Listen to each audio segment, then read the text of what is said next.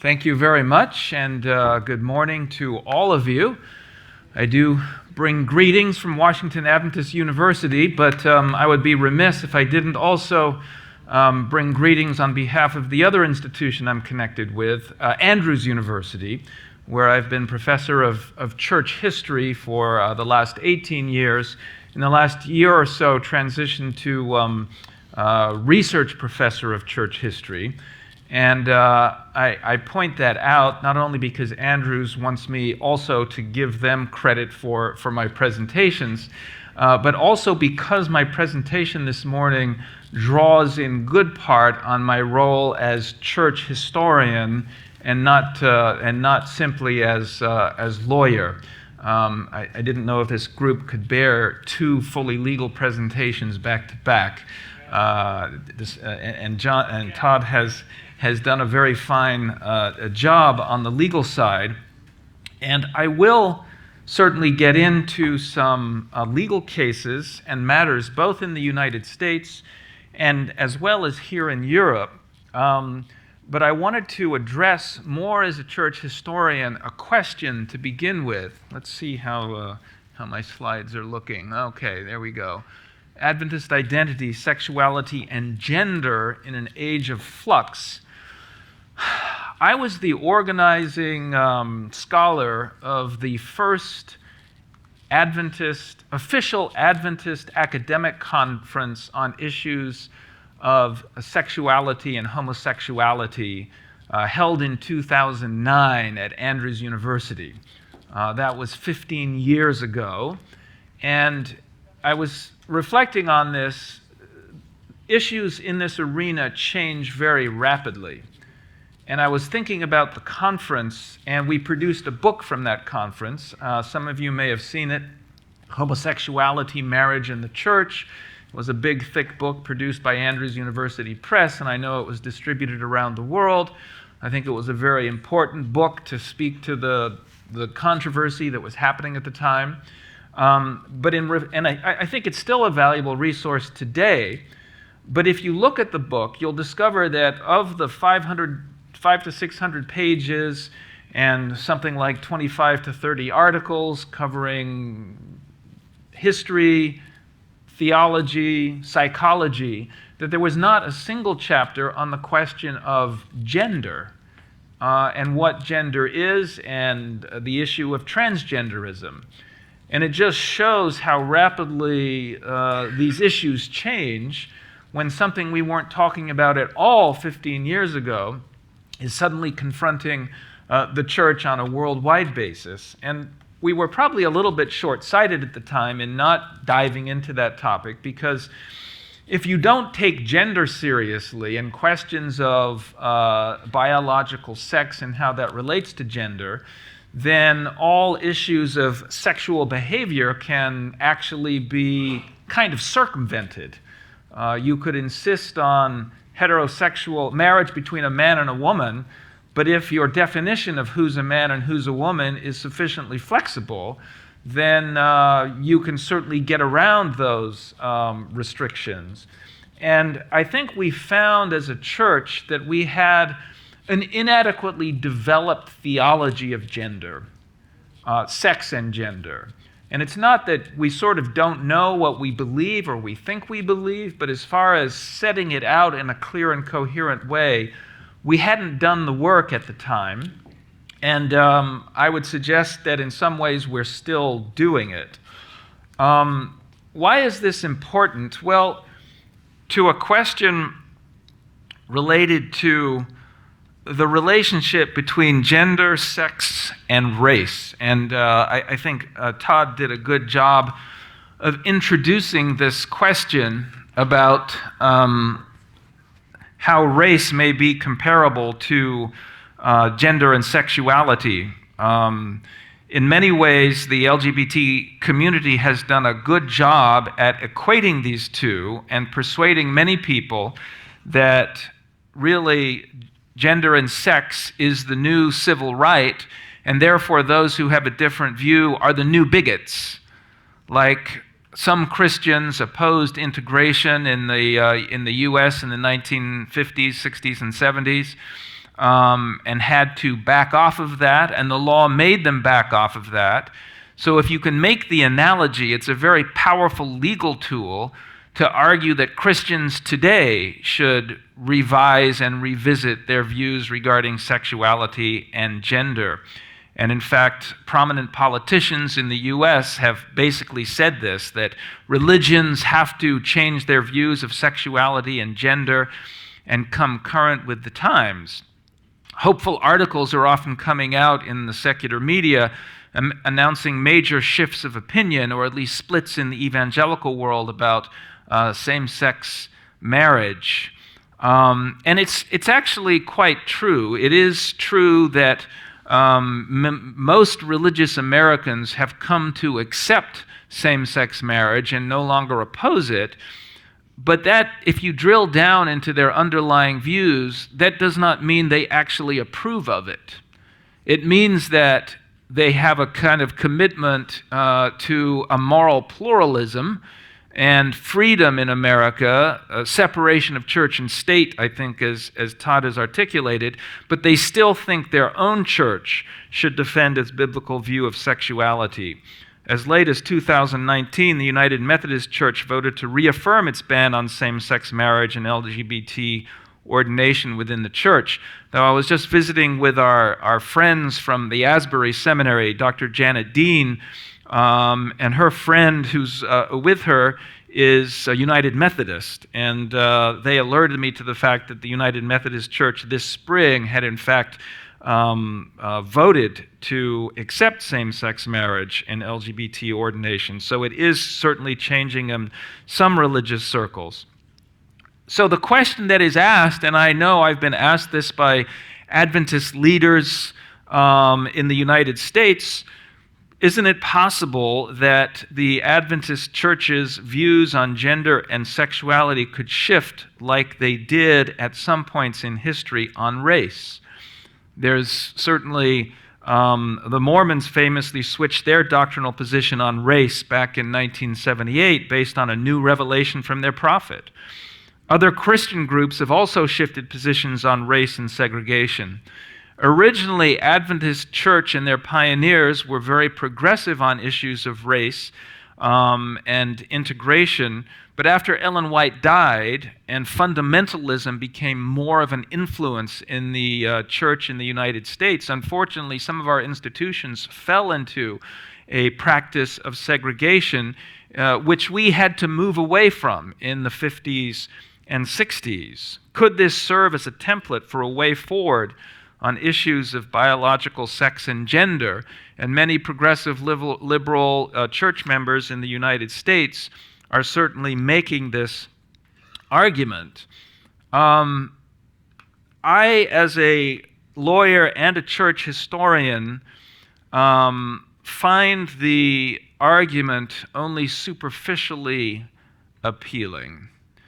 I think that there are some distinct and profound historical and theological differences between the Christian church's approach to sex and race. Historically, we need to be aware that Christian engagement and acceptance of views of racial hierarchy is really something that emerged in the early modern West as many Western so-called, as Christendom, many Western Christian nations became caught up in the slave trade. Race became a proxy for, there's an amazing book on Christian slavery, and it documented to my satisfaction that the issue of race became of fundamental central importance in the British Empire, in the Caribbean, where originally slavery was justified on the basis that the slaves were not Christian, they were heathen. And this was kind of a widely held view. And the Muslims in the Middle Ages enslaved various Europeans, but they would only enslave those who were not Muslim. So if you were Christian, it was okay to enslave you. This caused, at times, some Christian slaves to convert to Islam to escape slavery. But Christians did the same thing, and the Pope made this clear in his encyclical that opened up the New World to the Portuguese and the Spanish, right? You could take the heathen, convert them, and if they didn't convert, enslave them. But in the British Caribbean, missionaries were very desirous of working amongst the black slaves. The slave owners feared that conversion would mean the loss of their property and slaves. And so in concert, and then it became established in law, laws were changed from talking about heathen slaves and white bondsmen to black slaves and white bondsmen. And black now became the new justification for keeping slaves who had otherwise converted to Christianity. So it's a kind of a terrible, of course, segment in the history of Christendom and in certain respects of certain parts of Christianity, but it was a localized event, not something deeply rooted in Christian theology and history prior to that point. And certainly in Adventism, this acceptance and view of segregation, as I mentioned, did not exist in our institutions, at least, until we were influenced by socially conservative fundamentalism in the 1920s. So this racialized view of humans existed during this particular time period, but certainly competed with views of humanity and race based on the creation of humanity in the image of God, as well as the gospel of Christ, that there is neither Jew nor Greek nor slave nor free. Ever since there has been slavery in the Christian world, beginning in the early 1500s, there have been Christians protesting against it.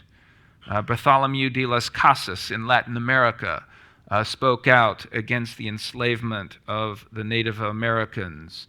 In contrast, the history of sex and gender identities and differences in Christian thought, which Adventists have appropriated, show a much greater rootedness in central Christian theological concepts and a much greater consistency over time and place than that of race.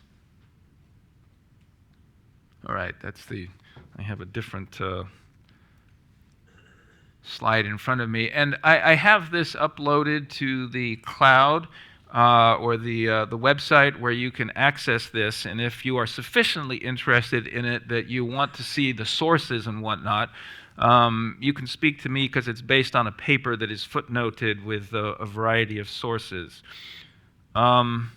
Once this history and theology is understood, it's hard to see how traditional religions, at least those rooted in Hebrew and Christian scriptures, could accommodate to modern secular notions of the potential fluidity and subjectivity of modern secular concepts of sex and gender.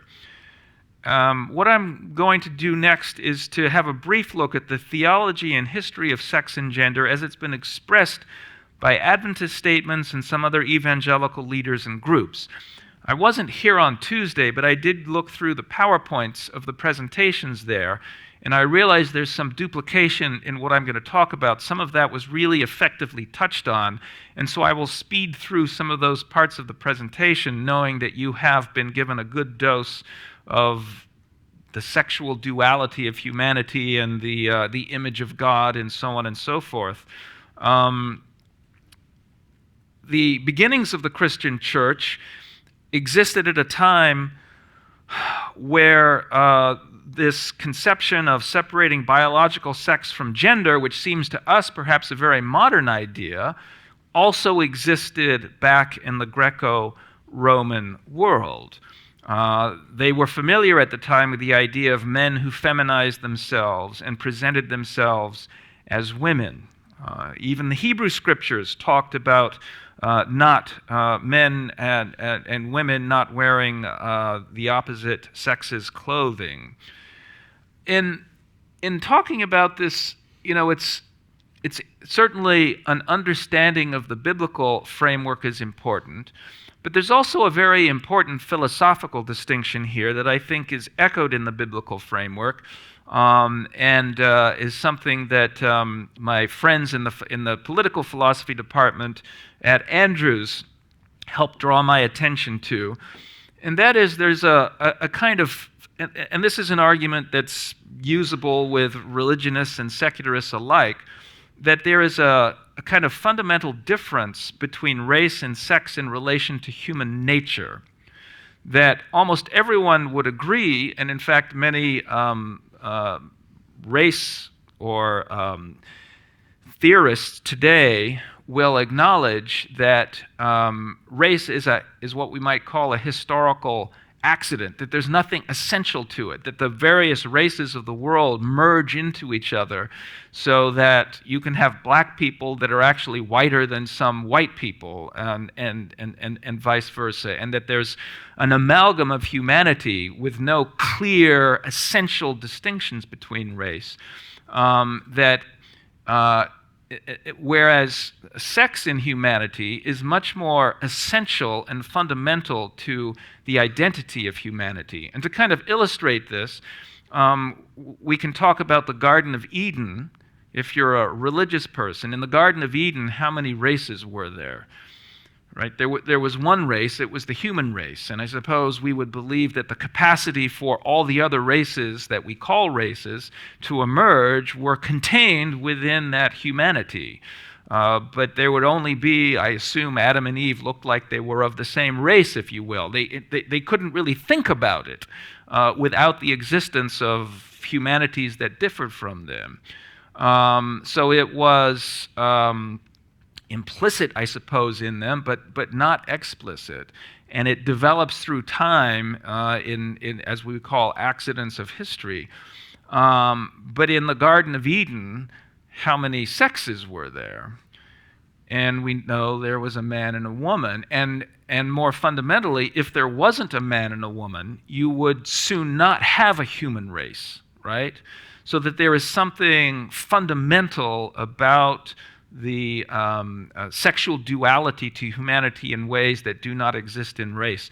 And it's not just a philosophical, historical observation.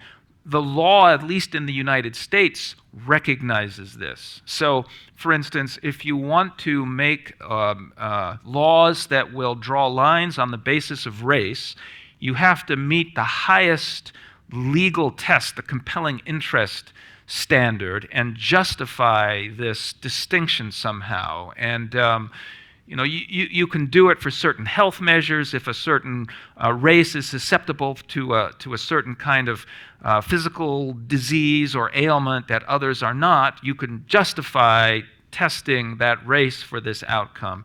But it's a very high standard, and very few laws are upheld regarding it. But if you want to make laws regarding distinctions on gender, there's a middle tier of testing that is less rigorous and draws less scrutiny than that of race. And therefore, in the United States, you can't really have bathrooms separated on the basis of race or public places of public accommodation and so on and so forth. But you still can have restrooms separated on the basis of race, or changing rooms, and even at universities, dorms, and so on and so forth. Gender, sorry. Not race, gender. Sex. Thank you. You're listening. It's a test.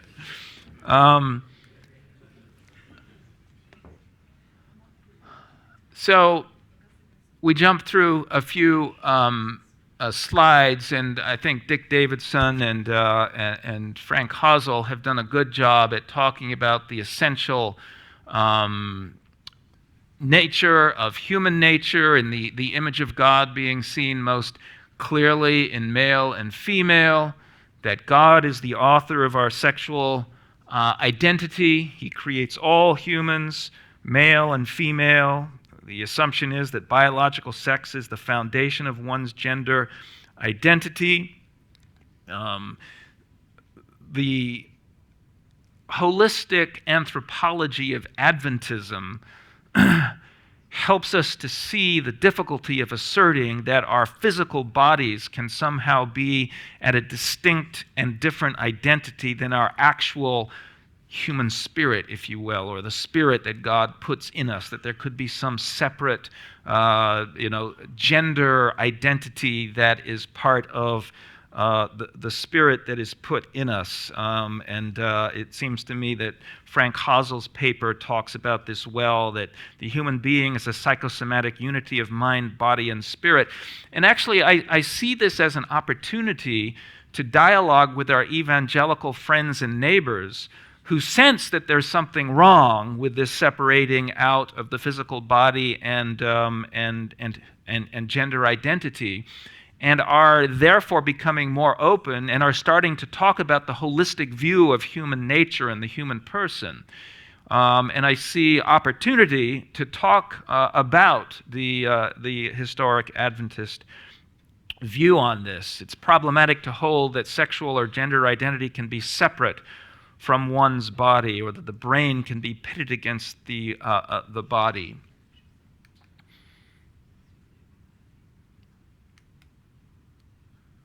So we also recognize, though, that because of the fall, there might be confusion or disjunction regarding sexual identity. Certainly the mind and the psyche is part of creation that is corrupted. The mind has to be renewed and recreated. Our emotions, feelings, or perceptions are not fully reliable indicators of God's design, ideals, and truths. Scripture must help point the way. Scriptural indicators of the connection between biological sex and gender include the following. There's a prohibition on cross-dressing. A woman shall not wear man's clothing, nor shall a man put on women's clothing. For whatever does these things is an abomination. Todd's point is that dressing is cultural, but in all cultures in world history, except perhaps in the late 20th and early 21st century, there have always been markers of gender difference and distinction. And so the Bible's not saying how men and women should dress, but it is saying you should consider and take into account those cultural markers, and you should keep a distinction. The forbidding of same-sex sexual behavior, which in some ways is a separate category, also, though, illustrates it assumes that there is some essential and static quality to sexual identity. If there weren't, if you could choose whether you wanted to be a man or a woman, you could easily evade these instructions by beginning to identify as the opposite sex and then engaging in same-sex encounters. Also, the prohibition against genital mutilation for those who wish to enter the assembly of the Lord. This is genital mutilation. If you want to do a transsexual surgery, is what happens. You take usually perfectly functioning sexual organs and you remove or destroy them. So each of these things, and the arguments are made by the other side, have to do with the distinct and unique purity codes found in the Old Testament. But when you see the larger background teachings and theology from Genesis about the value and importance of the sexes, and you see this as part of a larger whole, I think they are fairly seen as markers and distinctions that are made in relation to gender and the importance of protecting and preserving those distinctions. Dr. Davidson says as much in his writings. So we move on to the Greco-Roman world, where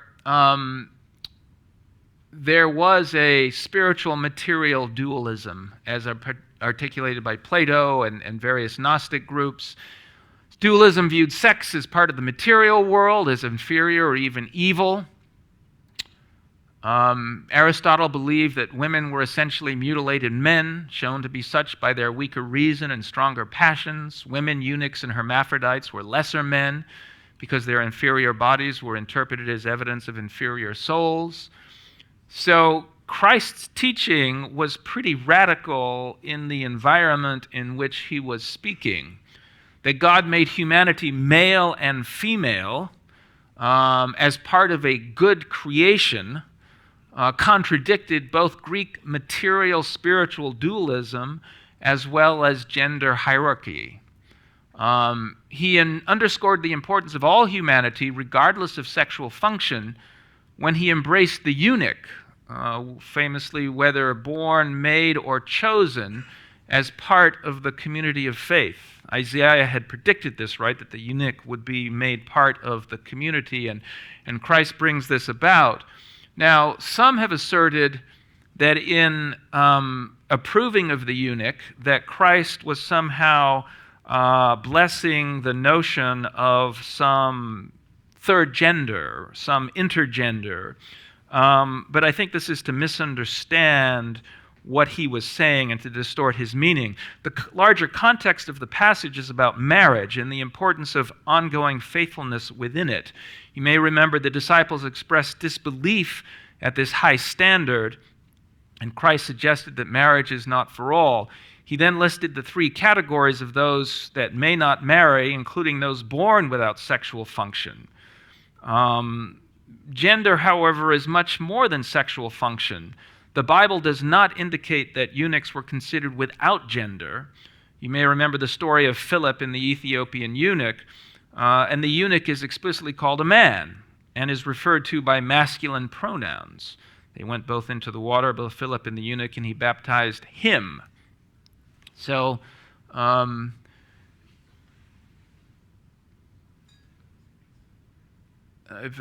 said this in my introduction. We can move on. The medieval church, of course, was impacted by both Greek dualism and the subjugation of the feminine. And while the Puritans were viewed as repressive sexually and in matters of gender, the Protestant reformers were actually the sexual revolutionaries of their day, right? Making marriage a good thing for everybody, so the clergy would marry. Luther famously marries. Both Calvin and Luther marry. Luther famously marrying a former nun. Still, they clearly had a notion of gender distinctiveness and separation for purposes of modesty, chastity, and protection of the female. And of course, there was a certain equality in marriage, but the gender inferiority of the previous 1,000 years didn't disappear overnight. And the Protestant world, including our church, is still wrestling with the question of what it means to be both equal and different. Now, we also, Protestantism took the doctrine of total depravity seriously, and when we saw deviations from standard sexuality and gender, this was viewed as part of the fall that needed to be modified, curbed, and resisted. But of course, that changed with the growth of the modern world, and others have gone over the development of the importance of the subjective sense of self, the desire to move the individual to the center of his own destiny, abandoning nature as a guide to identity and morality, at least in public life. Also, belief in a fallen human nature waned. So the idea that you might have impulses, at least that didn't involve directly harming others, that were somehow inappropriate, waned. And human autonomy, the ability to define one's identity and the place in the world, seems to have become the core freedom, driving lots of civil rights claims today. Civil rights claims used to be driven more by reciprocal notions of right and duty between individuals and society. Now it's become almost entirely about individual autonomy and freedom. There's been a delinking of the physical from the spiritual and the moral. And in our new paradigm, gender confusion or gender dysphoria implies that identification with the gender of the opposite sex is only a problem if it causes distress or suffering. Otherwise, it's just part of a natural spectrum of the way we view ourselves. But I think most historians of the 20th century who are familiar with the development of this will recognize, if they're honest, that this has come about due to changes in philosophy and politics rather than new understandings of biology and medicine. That allowing a person's subjective sense of gender to override all objective physical evidence is, as some Christian scholar put it, a surrender to a renewed form of Gnosticism, a material-spiritual dualism. And of course, we do need to make a distinction between transgender and intersex. So intersex involves the actual and apparent biological ambiguity in regards to sex. There are people who are born with not fully hermaphroditic. Nobody has fully functioning male and female organs. There is no third sex.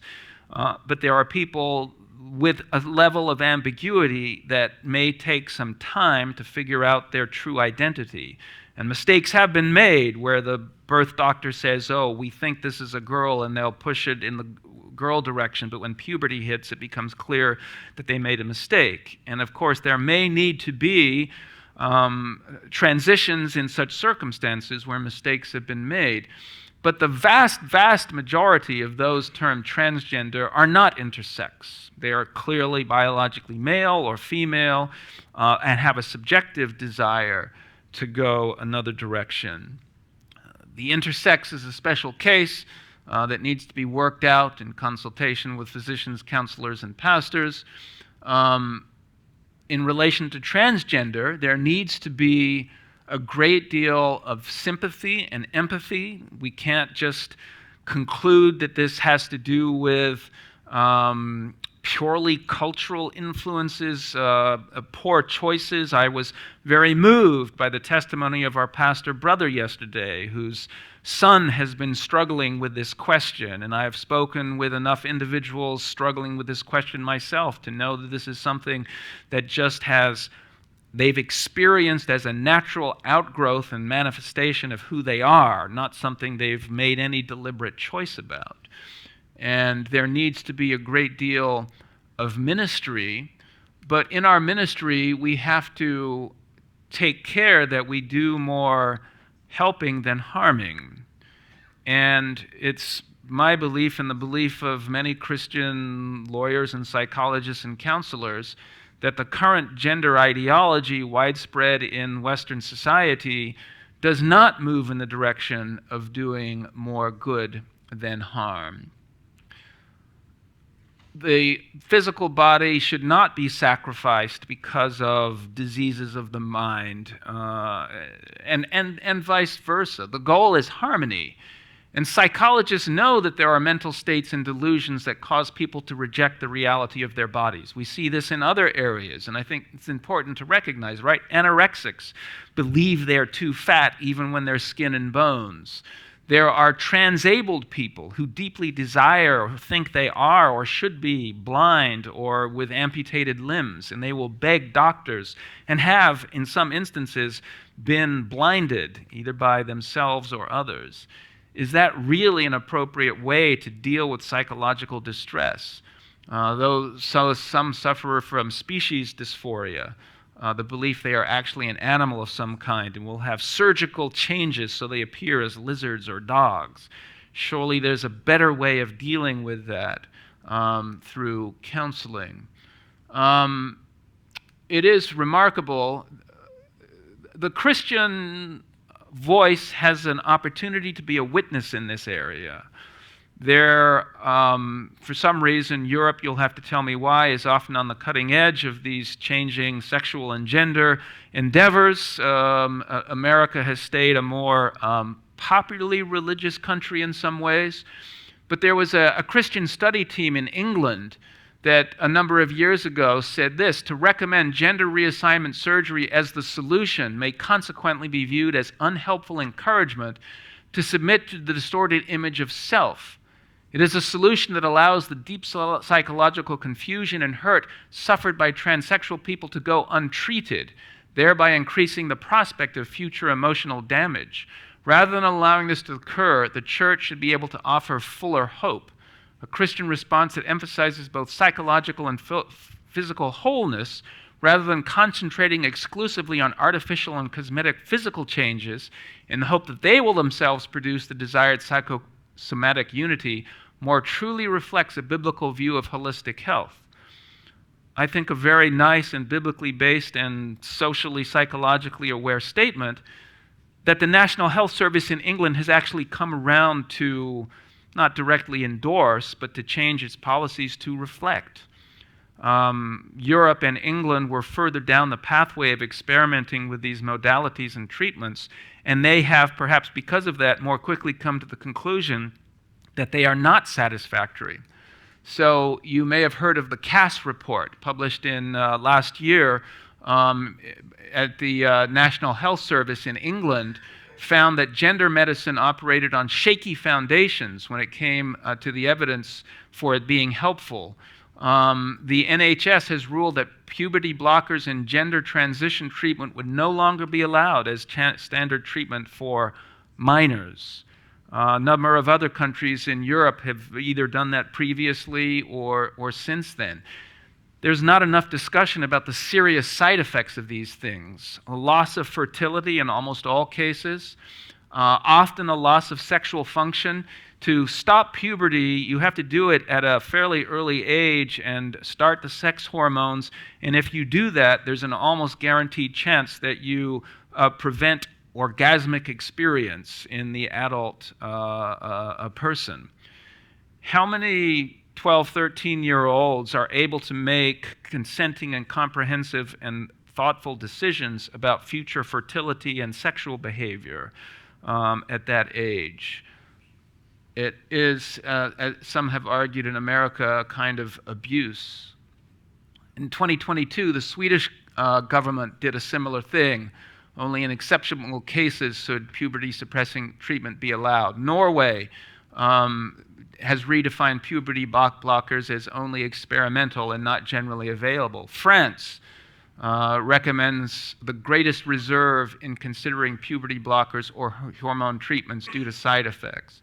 So there's a growing recognition. You know, there was a mention earlier of the coming tsunami.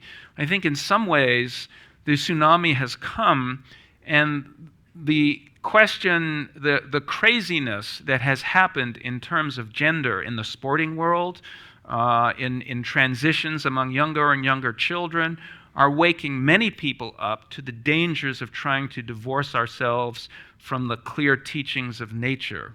And I'm hopeful that this is a point where the pendulum perhaps begins to swing the other way, and sometimes the pendulum can swing the other way too far. And I think some of the political extremism that we especially see in the United States, and we're a few days from an election on, is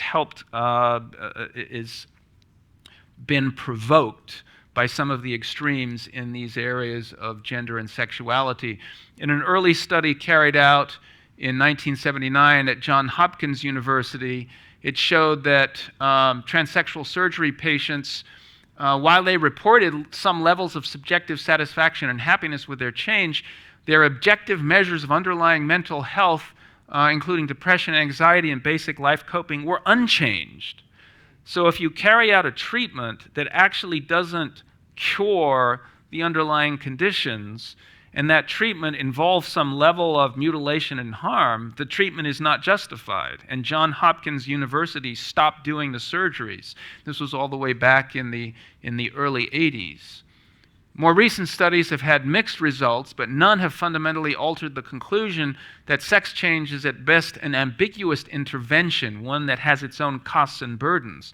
So in the United States, under the Obama administration, the U.S. Medicare-Medicaid policy, despite Obama embracing same-sex marriage in his second term, the Medicare-Medicaid did not embrace and support gender transition care because it was the evidence for it was inconclusive. Now, the Biden administration has relaxed these restrictions, and currently this is being litigated in federal court. More recently, 25 U.S. states have passed legislation protecting minors from transition treatments. Now, there's a Supreme Court case that the briefs were due about a week and a half ago, and I know because I was the attorney that filed one, will test these laws. I'm counsel of record for an amicus group submitted by a parental rights organization that has submitted a list of stories showing various states intervening and forcing gender transition treatments on parents who are opposed to it. And this is the problem, where gender transition of minors is legal and approved, it soon becomes, if the minor wants it, at times required. And parents are considered to be abusive if they are in fact denying it or preventing it. It's a very short step for it to become required, or parents are considered to be abusers. So I'm actually, even though these laws take away a freedom in a sense, to me this is a freedom that harms children, and is therefore justified to legislate against it, especially in light of the European experience that we have many years of demonstrating the facts. So I'm here in my last 2 or 3 minutes. I'll briefly give a preview of my breakout presentation. I have been an attorney in a case of Hunter versus Department of Education, where LGBT activists attacked Title IX religious colleges exemption. Title IX is the American statute which requires equal treatment of men and women in higher education. That has come to be interpreted to require equal treatment of men, women, and LGBT concerns and groups. But there is a religious exemption in Title IX for religious colleges and universities because, for instance, when it was passed in the 1970s, some Catholic seminaries only allow men priests to study. So there were various religious reasons that colleges and universities could discriminate. And now that has been continued to allow religious colleges and universities to have behavioral guidelines for students and teachers based on Christian views of sexuality and gender. But that was challenged in federal court by an LGBT activist group, and we intervened in the case on behalf of the Council on Christian Colleges and Universities, and we had remarkable expert testimonies where both sides agreed on the value of religious schools to at least a religiously committed subset of the LGBT community. And I will talk more about that case, about Title IX, and about the testimony that was produced, including an amicus brief by our friend Janet Dean that was signed by a number of Adventist psychologists. So for those of you interested in that, I look forward to seeing you this afternoon. Thank you for your time.